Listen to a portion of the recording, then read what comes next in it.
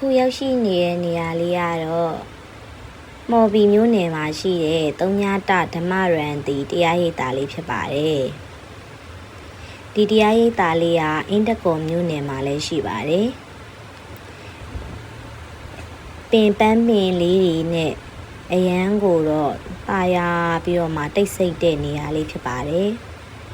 ဒီနောက်မှာဆိုရင်တော့ဒါအကြောင်းဆောင်အသစ်တွေဆောက်လုပ်ဖို့အတွက်တိစောက်နေစေနေရာလေးတွေဖြစ်ပါတယ်ဒါလေးကတော့တရားအစင်းကျန်လမ်းလျှောက်တဲ့ချိန်မှာအေးစစ်စစ်လေးလျှောက်လို့ရအောင်လို့ထိုင်ကုန်လေးတွေရှိတယ်စိမ့်စိမ့်ဆူဆူနဲ့တစ်ပင်ပန်းမှန်လေးတွေတော်တော်ကိုမှ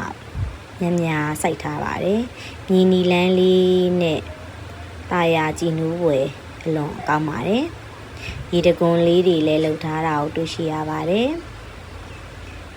သူ့မှာကအပင်လေးတွေတော်တော်လေးကိုမှများတဲ့အတွက်အရန်ကိုမှစိတ်အေးချမ်းဖို့ကောင်းပါတယ်တရားစခန်းဝင်ကျင်တဲ့သူများအေးဆန်းဆန်းနဲ့ငှက်တန်လေးတွေပဲကြားရတဲ့ဒီနေရာလေးကိုအချိန်ရရင်ဖြင့်တစ်ခေါက်လောက်တော့လာဘူးစေချင်ပါတယ်